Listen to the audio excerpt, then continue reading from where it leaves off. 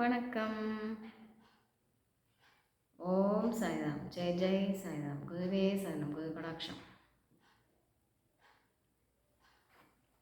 இன்னைக்கு தியானம், தவம். தியானம் என்றால் என்ன, தவம் என்றால் என்ன, எதுக்காக அதை பண்ணணும் அப்படின்னு பார்க்கலாம். சரிங்களா? இப்போது தியானம் பண்ணுறது எதுக்குன்னா, மன அமைதிக்காக பண்ணுறது தியானம் இல்லைங்களா? நம்ம உட்காந்து மனசை அமைதிப்படுத்த முயற்சி பண்ணிகிட்டே அதுக்கு என்ன பண்ணணுமோ அதை நாம் பண்ணுறது தான் தியானம்னு சொல்கிறது. இப்போ தவம் அப்படின்னா, தவம் எதுக்காக பண்ணணும், அதனால் என்ன நன்மை அப்படின்னா, இப்போ நாம் இந்த சுவாமிநாதன் சொன்ன கதையை கேட்டோம் இல்லைங்களா, அந்த கிளி கதை. அதை அப்பப்போ திரும்ப திரும்ப போட்டு கேளுங்க.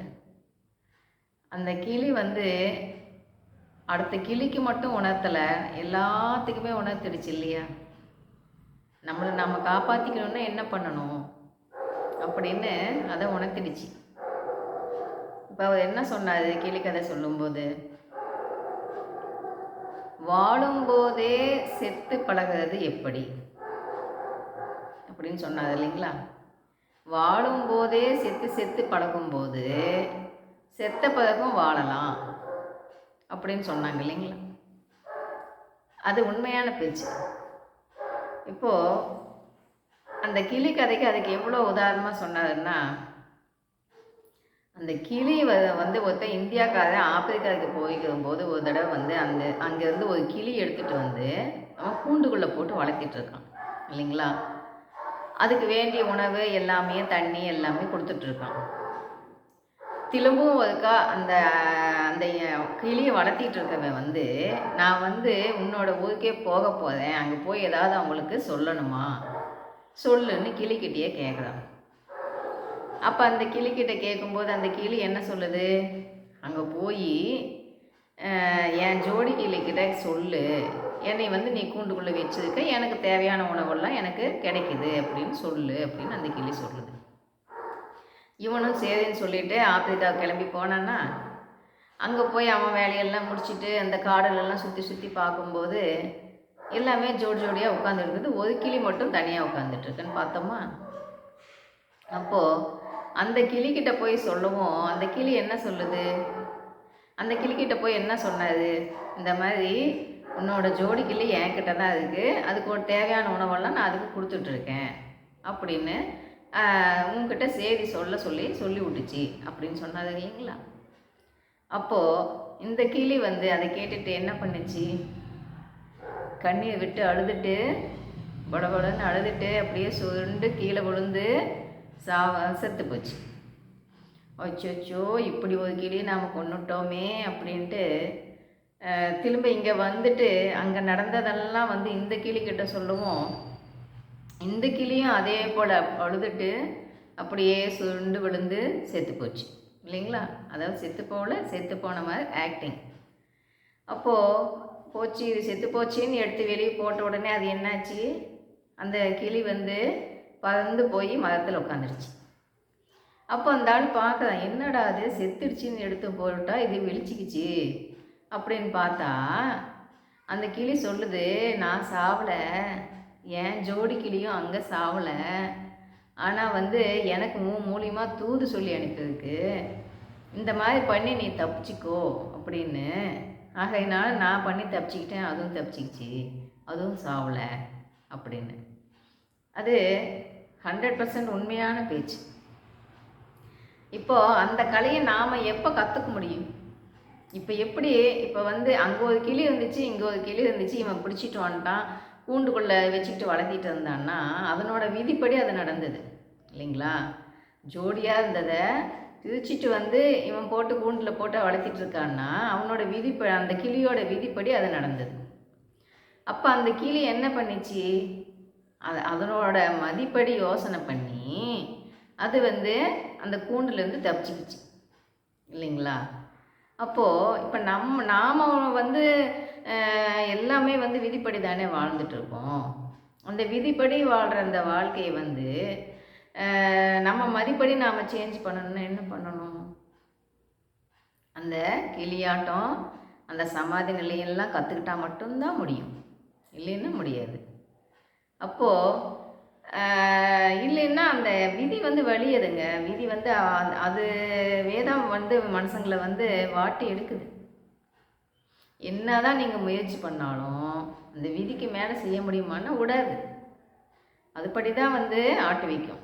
ஏன்னா அந்த நவகிரகங்கள் வந்து அது எல்லாமே பண்ணிகிட்டு இருக்குது இல்லையா, அதுபடி தானே நடக்குது. அதனால் நாம் என்ன தான் முயற்சி பண்ணாலும் வந்து அதுபடி தான் நாம் வந்து வாழ முடியும். கர்மாப்படி விதிப்படி தான் வாழ முடியும் எல்லாமே. அப்போ அந்த விதியை வந்து நாம் ஜெயிக்கணும் அப்படின்னு சொல்லும்போது என்ன பண்ணணும்னா, இந்த ஆன்மீகத்தில் போதும்போது, பக்தியில் போதும்போது, இந்த தியானத்துக்காக நாம ஜபம் சொல்லி சொல்லி ஸ்டார்டிங்கில் இந்த தியானம்லாம் பண்ணும்போது, பயிற்சிகள்லாம் பண்ணும்போது தான் வந்து மனமானது கொஞ்சம் கொஞ்சமாக அமைதி அடையும். மன அமைதியாக பண்ணுறது தான் தியானம். சரிங்களா? அப்போது இதுவும் தியானம் பண்ண பண்ண பண்ண தான் அந்த தவம் கைகூடும். தவம்னா என்ன? அந்த சமாதி நிலைன்னு சொல்கிறாங்க இல்லைங்களா, அந்த வாழும்போதே செத்து செத்து வாழ்கிறதுன்னு சொல்கிறாங்க இல்லைங்களா, அந்த சமாதி நிலை தான் அப்படின்னு சொல்கிறாங்க. அப்போது அந்த சமாதி நிலையெல்லாம் எப்போ கைகூடும்னா, அந்த மனமற்ற நிலையில் தான் கைகூடும். அப்போ அந்த மனமற்ற நிலைக்கு போகணுன்னா என்ன பண்ணணுன்னா, பயிற்சி மட்டும் பத்தாது, மன தூய்மை ரொம்ப முக்கியம்னு சொல்கிறது அதுக்காக தான். அந்த மன தூய்மையோடு பயிற்சி பண்ணும்போது மட்டும்தான் அது வந்து டக் டக் டக்குன்னு நல்லா சீக்கிரமாக வேலை செய்யும். அப்போது நம்ம எல்லாமே பகவான் சொல்கிறது எல்லாமே ஃபாலோ பண்ணிக்கிட்டே வரும்போது, அதுக்குண்டான முயற்சியும் பண்ணிகிட்டே இருக்கும்போது அது கண்டிப்பாக அதுக்கு உண்டான பலன் கிடைக்கும். இப்போது நம்ம விதிப்படி வாழ்ந்துட்டு இருக்கும்போது என்ன ஆகுதுன்னா, நவகிரகங்கள் வந்து எல்லாத்தையுமே வந்து ஆட்டி படிச்சுட்ருக்கு இல்லையா, அவங்கவுங்க அமைப்புப்படி இது பண்ணி அவங்களோட வேலையை அவங்க பண்ணிகிட்டு இருக்காங்க இல்லைங்களா. அப்போது இதில் பூந்து தவம் பண்ண கற்றுக்கிட்டு தவமெல்லாம் பண்ணும்போது என்ன ஆகும்னா, இப்போ எப்படி வந்து அது சமாதி நிலைக்கு போன உடனே வந்து அந்த கிளி வந்து தப்பிச்சிக்கிச்சு பார்த்தீங்களா, அந்த மாதிரி அந்த சமாதி நிலை அடைய வரைக்கும் நாம் வந்து நம்ம பயிற்சியெல்லாம் விடாமல் பண்ணிகிட்டே இருக்கும்போது என்ன ஆகும்னா, அப்போ தான் வந்து விதியை நாம் மதியால் ஜெயிக்க முடியும். சரிங்களா? எப்போ ஜெயிக்க முடியும்?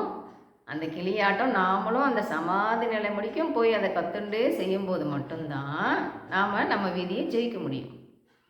அந்த சமாதி நிலைக்கு முடிக்க போய் கற்றுக்கிட்ட சமாதி நிலைக்கு போகும்போது என்ன ஆகும்? இப்போ சமாதி நிலைக்கு போயிட்டு பயிற்சி பண்ணிகிட்டே கற்றுட்டு செஞ்சுட்டே இருக்கும்போது இந்த பயிற்சியெல்லாம் எதுக்கு பண்ணிகிட்ருக்கோன்னு கேளுங்களேன். ஒவ்வொரு பயிற்சியுமே எதுக்கு பண்ணிகிட்டு இருக்கோன்னா, உள்ளுக்குள்ளே இருக்கிற ஆத்மாவை தட்டி எழுப்புகின்ற பயிற்சி. சரிங்களா? உள்ளுக்குள்ளே ஆன்மா அந்த பகவானை தட்டி எழுப்புகின்ற பயிற்சி இது எல்லாமே.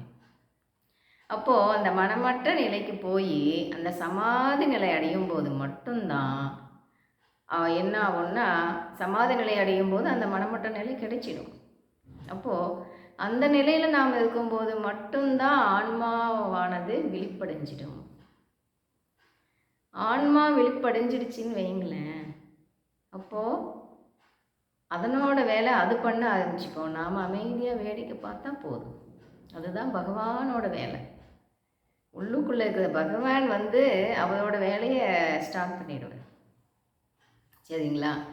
அப்போது அந்த ஆன்மா விழிப்படைஞ்சிடுச்சின்னு வைங்களேன், ஆன்மா விழிப்படைஞ்சிடுச்சின்னா அப்போ வந்து அந்த நவகிரகங்கள் பண்ணுறதெல்லாம் அது சொல்கிறதெல்லாம் வேலைக்கே ஆகாது.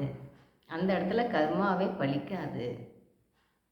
அவ்வளோ வேல்யூ உண்டு தவத்துக்கு. ஜாதகம் வேலை செய்யாது, மூத்தோர்கள் சாபமும் எதுவுமே வேலை செய்யாது. இந்த தவத்தில் போயிட்டீங்க, சமாதி நிலைக்கு போயிட்டீங்க, ஆன்மா வெளிப்படைஞ்சிடுச்சின்னு சொல்லும்போது அப்போ என்ன ஆகும்னா எதுவுமே வேலை செய்யாது. ஜாதகம் வேலை செய்யாது, ஜோசியமும் நம்மளுக்கு எதுவுமே பார்க்க தேவையில்லை, நவகிரகங்களால் நம்மளுக்கு பாதிப்பு கிடையாது. யார் எது சொன்னாலும் நம்மளை எதுவுமே தாக்காது. இப்போ நம்ம சொல்கிற அந்த 4 to 6 தான் கோல்டன் டைம் அப்படின்னு சொல்கிறோம் இல்லைங்களா, நம்மளுக்கு எனி டைம் கோல்டன் டைமாக மாறிடும். ஏன்னா அந்த பகவான் செயல்படுத்த ஆரம்பிச்சுப்பார். அப்போது நம்மளுக்கு எல்லா டைமே கோல்டன் டைம் தான் அப்படிங்கிறது அப்படியே சேஞ்ச் ஆகிடும் எல்லாமே. எதனாலுமே நம்மளுக்கு பாதிப்புங்கிறதே கிடையாது அப்போது. அதனால தான் சொல்கிறது, அந்த தவத்துக்கு அவ்வளோ வலிமை உண்டு. அதுக்குண்டான முயற்சி நாம் முதல்ல நம்மளை பக்குவப்படுத்திக்கணும். பக்குவம் ஆனால் தான் ஒவ்வொன்றா கொடுப்பார், இல்லைன்னா கொடுக்க மாட்டாங்கல்ல. பகவான் உள்ளுக்குள்ளேருந்து பார்த்துட்டே தான் இருக்கார், பக்குவம் அடைஞ்சிட்டிங்களான்னு. நாம் நம்மளை டெஸ்ட் பண்ணிகிட்டே இருக்கணும், எந்த நிலையில் இருக்கோம், அவங்க சொன்னதெல்லாம் ஒவ்வொன்றா ஃபாலோ பண்ணிகிட்ருக்கோமா இல்லையா, அதெல்லாம் பார்த்துக்கிட்டே இருக்கணும். இப்போ என்ன சொன்னார் இதில், என்ன பாடினாருன்னா, ஐம்புலனை கட்டணும் அப்படின்னு சொல்கிறாங்க இல்லைங்களா. ஐம்புலன் அடக்கி அப்படின்னு சொல்கிறாங்கல்ல. ஏன் இப்போ யாராவது எதுவும் சொல்லும் போதும் நம்மளுக்கு அதை பாதிப்பு கொடுக்கக்கூடாது. இப்போ நம்ம சாப்பிட்றது எதுனாலும் நாம் சாப்பிடவும் நம்மளுக்கு முடியணும், அதை வேணான்னா அதை விடவும் முடியணும். எல்லா பக்குவமே வேணும்ல. இப்போ நம்ம எதை தான் கண்ணு மூலிமா பார்த்தாலும் சரி, அது எது பார்த்தாலும் அது நம்மளை தாக்காத அளவுக்கு நாம் நம்ம ஸ்டடி பண்ணிக்கணும். அவங்க சொன்னாப்புல அந்த நம்ம மனசை எல்லாத்துலேருந்து விலகி வச்சுக்கணும் அப்படின்னு சொல்கிறாங்க இல்லைங்க. அப்போ நம்ம மனசை எல்லாத்துலேருந்துமே நாம் விலக்கி வைக்கிற அந்த கலையெல்லாம் எப்போ கிடைக்கும்? சமாதி நிலைக்கு போகும்போது மட்டும்தான் கிடைக்கும். அப்போது சமாதி நிலை என்பது என்ன, தவம் என்பது என்னன்னா, ஆன்மாவை தட்டி எழுப்புவது. ஃபஸ்ட் கிளாஸ் பயிற்சி. அதுக்குண்டான பயிற்சி தான். ஒவ்வொன்றா இது பண்ணால் இது நடக்கும், அப்படி பண்ணுங்கள் இப்படி பண்ணுங்கன்னு சொல்லிட்டு இருக்கிறது எல்லாமே அதுக்குண்டானது தான். சரிங்களா? இப்போ இதை சொல்லி கொடுக்குறாங்க, யாராக இருந்தாலும் குரு கிடையாது. அவங்கள குருன்னு சொல்ல வேணாம் தயவு பண்ணி. ஏன்னா இப்போ நீங்கள் ஒரு ரோட்டில் போயிட்டுருக்கீங்க, உங்களுக்கு இப்போ அட்ரஸ் தெரியலன்னு வச்சுக்கோங்களேன். இப்போ யாருக்கிட்டையாச்சும் கேட்பீங்க தானே. அவங்க இப்படி போய் அப்படி போங்க, ரைட் கட் பண்ணுங்க அப்படின்னு சொல்லுவாங்க தானே. அப்படி சொல்லும்போது அவங்கள என்னன்னு நாம் சொல்லுவோம்? வழிகாட்டி, அவங்க வழிகாட்டினாங்க அப்படின்னு சொல்லுவோம் இல்லைங்களா. அதை போல் அந்த முக்தி அடைகிறதுக்கு, பகவானை புரிஞ்சுக்கிறதுக்கு உண்டான அந்த வழியை தான் சொல்லி கொடுத்துட்டு இருக்கோமா வெளியே, குருங்கிறது கிடையாது. அந்த சித்தர்கள், மகான்கள், சித்தர்கள் தான் குருவே ஒழிய. இப்போ நம்மளெல்லாம் இப்போ யாராவது அதுக்கு உண்டானதை சொல்லி கொடுக்குறாங்கன்னா அவங்கள குருன்னு சொல்லவே தேவையே இல்லை. அதுக்குண்டான வழியை காட்டிகிட்டு இருக்காங்க, அவ்வளோதான். சரிங்களா? அதுக்குண்டான வழி எதுவோ அதில் சொல்லிகிட்டு இருக்காங்க, அவ்வளோதான். அப்போது அவங்கள இன்னொருத்தர் வழிநடத்தும் போது மட்டும்தான் அவரால் அதை சொல்ல முடியும், இல்லைன்னா முடியாது. இப்போ அதுக்குண்டான வழி காட்டுறாங்கன்னா அவங்களுக்குன்னு ஒரு குரு இருந்து அவங்கள வழிநடத்தும் போது மட்டும்தான் அதையெல்லாம் சொல்ல முடியும். எல்லாமே சொல்லலாமா அப்படின்னாலும் சொல்ல மாட்டாங்க. ஏன்னு சொல்லுங்களேன். சொல்லும்போது அந்த மற்றவங்க கர்மாவை கழிச்சு விடும்போது அது அவங்கள பாதிக்கும். ஆகையினால யாருமே இதை பற்றி பேசவும் மாட்டாங்க, சட்டன்னு கிளாஸ் எடுக்கவும் மாட்டாங்க. எதையுமே இதை பண்ணுங்க அதை பண்ணுங்கன்னு பயிற்சி சொல்லி கொடுக்கவும் மாட்டாங்க, மற்றவளுக்கு சொல்லவே மாட்டாங்க. ஏன்? ஒன்று, மற்றவங்களுக்கு சொல்லக்கூடாது, அது மூலிமா நாம் மட்டும் பயன் அடைஞ்சிக்கலாம் அப்படின்னு நினச்சாலும் சொல்ல மாட்டாங்க, அதுவும் ஒன்று. இன்னொன்று, மற்றவாளுக்கு சொல்லும்போது என்ன ஆகும்னா நம்மளுக்கு அது பாதிக்கும். அவங்க கர்ம வினையை கழிச்சு விடும்போது அந்த கர்மா யார் சொல்லி கொடுக்குறாங்களோ அவங்கள தாக்க பார்க்கும். அதனால் அதுக்காகவும் சொல்லி கொடுக்க மாட்டாங்க. இப்போ ஒரு குரு வழிநடத்திட்டு இருக்கார் அப்படின்னு சொல்லும்போது இப்போ நம்மளுக்கு என்ன ஆகும்னா, அவர் சொல்லி நாம் இதை பண்ணிகிட்ருக்கோம் அப்படின்னு சொல்லும்போது அது நம்மளே பாதிக்காது. ஏன்னா அதை பண்ணிகிட்ருக்கிறதே அவர் தானே. பண்ணுன்னு சொன்னவர் நம்மளை பார்த்துக்க மாட்டாங்க. சொல்லுங்க பார்க்கலாம். அப்போது குரு மூலிமா அவர் சொல்லி, பகவான் சொல்லி நாம் இதை பண்ணிட்டுருக்கோம் அப்படின்னு சொல்லும்போது நம்மளுக்கு அது பாதிப்பு இல்லை. புரியுதுங்களா? ஆக நாம் மனசால் வந்துட்டோம், பணமும் சம்பாதிக்கணும் இல்லைன்னு சொல்லலை. எதுக்கு வந்தோம், எதுக்காக வாழ்ந்துட்டுருக்கோம் அப்படிங்கிறதையும் புரிஞ்சிட்டு இதுக்கப்புறம் என்ன பண்ணணும், நாம் பகவானை உணர்ந்துட்டு நல்லபடியாக வாழ்ந்துட்டு பணம்லாம் சம்பாதிங்க, வேணான்னெல்லாம் சொல்ல கிடையாது. பேராசைப்படாதீங்கன்னு தான் சொல்கிறாரு பகவான். நல்லா வாழ்ந்து காட்டணும் இல்லையா, அதுவும் வேணும்.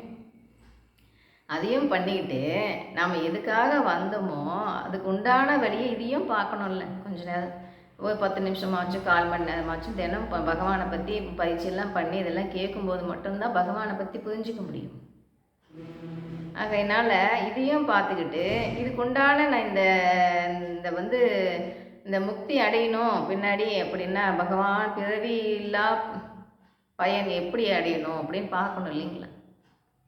அப்போ என்ன பண்ணணும்? பகவானை போய் பகவான் பாதத்துக்கு போய் சேரணும். கடைசியில் நல்லா வாழணும், வந்துட்டோம் நல்லா வாழணும், பகவான் பாதத்துக்கு கடைசியாக போய் சேரணும்னா இதெல்லாம் கொஞ்சம் கொஞ்சம் அப்பப்போ எல்லாமே தெரிஞ்சுக்கணும்ல. தெரிஞ்சுக்கிட்டா தானே வாழ்க்கைன்னா என்ன, எதுக்கு வந்தோம், எதுக்கு வாழ்ந்துட்டு இருக்கோம், அதெல்லாம் தெரியணுமில்ல. இப்போ வாழ்க்கைன்னா என்னன்னு நினச்சிட்டு இருக்காங்கன்னா பணம் அதிகமாக சம்பாதிக்கணும். யார் பணம் அதிகமாக சம்பாதிக்கிறாங்களோ அவங்களுக்கு தான் எல்லாமே சாதிச்சாப்புல அப்படின்னு நினச்சிட்டு பணத்தை நோக்கியே போயின்னு இருக்காங்க. இப்போது பணம் வேணும், இல்லைன்னு சொல்லலை. ஆனால் இது என்ன அப்படிங்கிறத பற்றி எதையும் தெரிஞ்சுக்கணும். முழுக்க முழுக்க அதுக்கு மட்டும் டைம் பயன்படுத்தாமல் இதுக்கும் கொஞ்ச நேரம் பயன்படுத்தி இதெல்லாம் தெரிஞ்சுக்கணும். ஏன்னா வந்ததே இதுக்கு தான். வந்த வேலையை விட்டுட்டு மீதி வேலை எல்லாமே பார்த்துட்ருக்கோமே ஒழிய என்ன ஏதுன்னு தெரிஞ்சுக்கணும் இல்லைங்களா? அதனால தான் தினமுமே கொஞ்சம் நேரம் கேளுங்கன்னு சொல்கிறது அதனால தான். சரிங்களா? அப்போது அந்த திரும்ப திரும்ப இந்த மாதிரி பிடிச்ச விஷயமா இருந்தால் இந்த கதையெல்லாம் சொன்னாங்கன்னு வைங்களேன், திரும்ப போட்டு கேளுங்க. இப்போ ஒரு தடவைங்கிறது 4 தடவை கேட்கும்போது தான் அதில் என்ன சொல்லியிருக்காங்கன்னு அப்போ நம்மளால் கூர்ந்து கவனிக்க முடியும். அப்போது நம்ம விதியவே வெல்லக்கூடியது இந்த தவம் அப்படின்னு சொல்லும்போது அது எவ்வளோ ஒரு பொக்கிஷம் பார்த்தீங்களா? இதெல்லாம் சொன்னதுன்னு பகவானே தானே. அப்போ அதை நம்ம செய்வோம். நம்ம விதியை மாற்றி நம்ம மதிப்படி ஜெயிச்சு வாழ்ந்து காட்டுவோம். விடாமுயற்சி வெற்றி கொடுக்கும், வெற்றி நிச்சயம். பாய். இது முடிக்கும் கேட்டதுக்கு நன்றி.